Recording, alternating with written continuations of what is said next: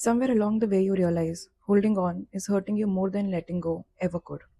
You still care, you still love, you still hope. But something inside you whispers, it's time to loosen your grip. That whisper, that is detachment. And it's not cold, it's not numb, it is wisdom. We hear the word detachment and we flinch. It sounds like apathy, like giving up, like shutting down. But detachment is not about not caring. It's about caring without losing yourself in what you cannot control. Detachment does not say that I don't love you anymore. It says I love you, but I love myself too. And if loving you means that I keep bleeding, then I have to learn to how to stop the wound. When we attach ourselves too tightly to people, to outcomes, plans, we make our peace dependent on something very fragile. If they text me back, I'm okay. If this job works out for me, I'll feel safe. If this relationship survives, then I'll be enough. But what happens when that text never comes? The plan falls through. That person leaves. Detachment is learning how to breathe even when the person you built your life around stops showing up. You know what detachment sounds like? It sounds like, I hope you heal, but I can't be the one to fix you. I still love them, but I cannot chase them anymore. This job does not define me. My peace is not tied to the outcome. I won't keep proving my worth to someone who's committed on misunderstanding me. It's the quiet reclaiming of your center, the decision to stay rooted even as the things around you shift. Detachment is not about stop caring. It's not about that you start living a life where you do not feel love around you anymore. It's not about living a life where you stop caring about the people you care about the most, right? It's about learning to accept that our worth is not associated or rooted into someone or something.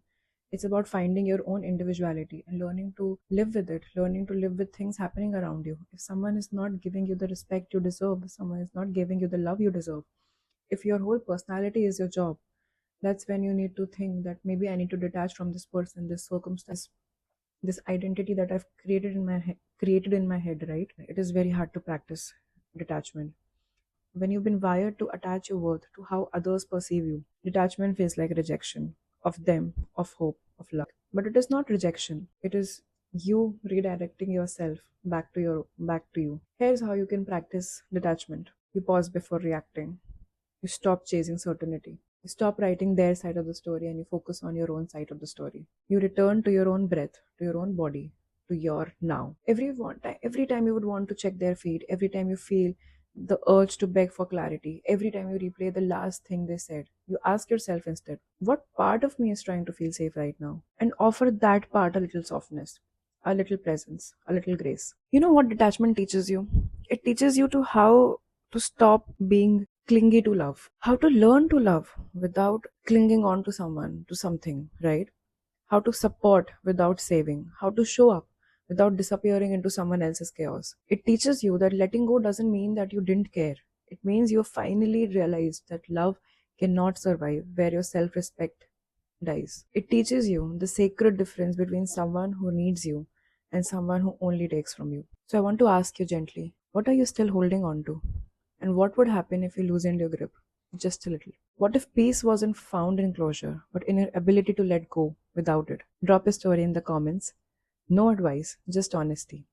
We're all learning how to detach with love. You're not alone. Detachment is not about indifference, it's about dignity. It's about knowing that no matter who stays or leaves, you're still whole. This is getting better together. And sometimes getting better means letting go, even when it hurts, especially when it hurts.